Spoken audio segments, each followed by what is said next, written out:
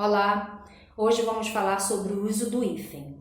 O hífen é um sinal gráfico utilizado em algumas situações na língua portuguesa.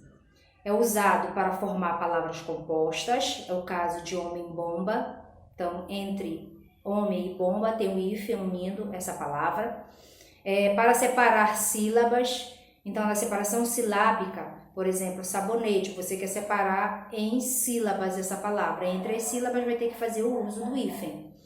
Para separar pronomes oblíquos, átonos, é o caso de compreia.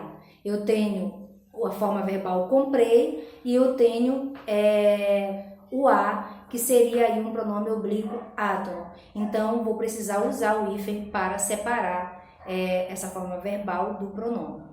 E também na união de prefixos. Então, na maioria dos prefixos, são usados hífen para separar.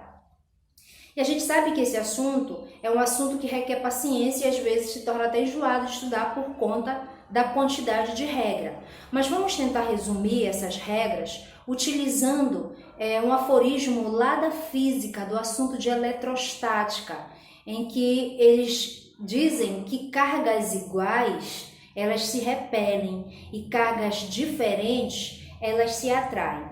Então vamos usar o mesmo ditado para resumir a regra do hífen no uso de prefixos, tá? Então, nós vamos dizer que os opostos, eles se atraem e os iguais, eles se repelem. Então, nós temos, por exemplo, se nós tivermos na união de prefixos e palavras vogais iguais ou consoantes, nós vamos fazer o uso do hífen, porque os iguais, eles se repelem.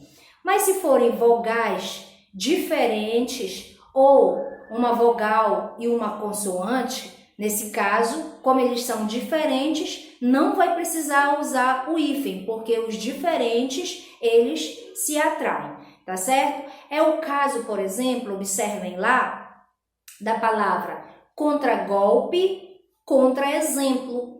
Nós temos lá vogais diferentes e uma vogal e uma consoante nessa união. Como eles são diferentes, não precisa hífen.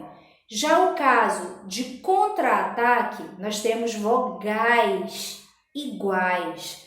Então, os iguais, eles se repelem. Então, nós vamos colocar o hífen lá para separá-los. Outros exemplos, supermercado, super amigo. Olha, consoantes diferentes, uma vogal e uma consoante. Então, se são diferentes, eles se atraem.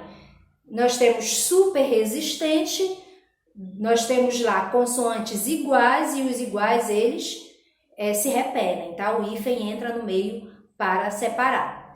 Vamos ver bem mais rapidinho agora essa regra para a gente entender um pouco melhor esse aforismo.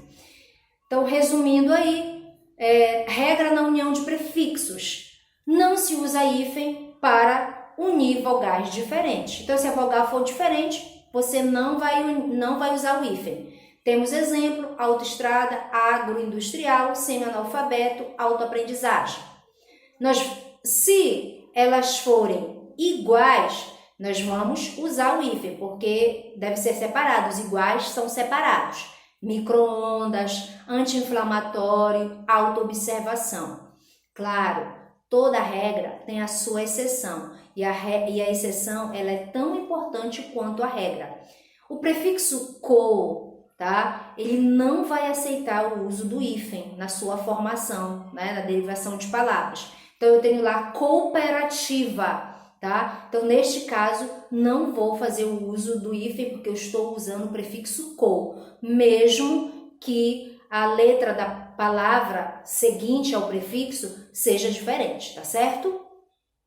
Não se usa hífen para unir consoante com vogal. Então, se são diferentes, a consoante é diferente da vogal, então não vou precisar fazer o uso do hífen. Hiperativo, interescolar, supereconômico. Cuidado, tá? A gente precisa ter um cuidado.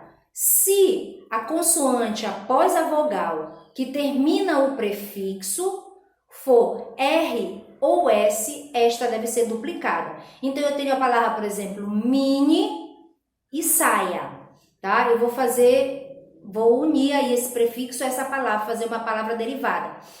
O mini, a palavra que vem depois do mini, que seria a saia, ela é introduzida pelo S. Neste caso, ele não vai levar hífen, porém eu devo duplicar essa consoante, tá certo? Por isso que é escrito com SS. A mesma coisa acontece com contra-regra, porque regra, que seria a segunda palavra, que seria a palavra depois do prefixo, ela é iniciada por R. Então, neste caso, eu devo dobrar a letra R e não usar hífen, tá? Ultrassom, antirrugas, também segue a mesma regra. Não se usa hífen após não e quase. Então, após essas palavras, nós não podemos usar hífen. Exemplo, não agressão, não fumante, não violência, quase equilíbrio, quase morte. Então, nesses casos, dessas palavrinhas, então, antes dela, nós não podemos usar, tá? Depois dela, na união delas com outras palavras, nós não podemos fazer o uso do hífen.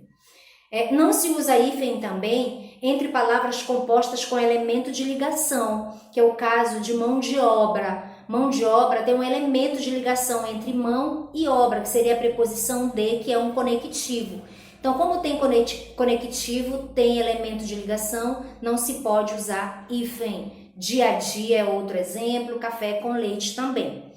Mas, se não tiver esse conectivo, você usa o hífen, tá? É a situação da palavra boa-fé, arco-íris, guarda-chuva, vagalume. Como não tem conectivo, não tem elemento de ligação, você usa o hífen. Como consequência também, não usaremos hífen em locuções repetidas, tá? Mesmo que tenha o conectivo, ó. Eu tenho lá locuções repetidas, corpo a corpo, tá? Eu tenho elemento de ligação, porém, as palavras, elas são repetidas, então, nesse caso, não posso usar, tá? Hífen, face a face, dia a dia, então, são palavras, tá? São locuções que têm palavras repetidas, então, não posso fazer uso do hífen. Porém, tá? Se as palavras repetidas não tiverem esse elemento de ligação, aí nós vamos fazer o uso do hífen. Ó, corre, corre. Não tem elementos de ligação lá no meio, hífen. Pega, pega, cri, cri, tlin, tlin. Então, todas essas palavras, tá? Você não vai usar o hífen mesmo, você vai usar o hífen porque não tem elemento de ligação. Exceção, claro, nós temos algumas exceções a essas duas regras aí do uso de elementos de ligação. A palavra, por exemplo, arco da velha, ele tem esse elemento de ligação, porém, ele é uma exceção à regra, ele vai usar o hífen, tá? Mais que perfeito, água de colônia, tá? Então, são palavras que fogem à regra. E também tem algumas espécies botânicas e zoológicas também que fogem a essa regra. É o caso de bem-te-vi, de erva doce, pimenta do reino, que tem o elemento de ligação, porém vai ser usado o hífen, porque ele é uma exceção à regra, cravo da Índia, enfim, tá certo? Ok, eu espero que vocês tenham entendido um pouquinho aí. Na nossa próxima aula a gente finaliza essas regras bem rapidinho, tá ok? Obrigada!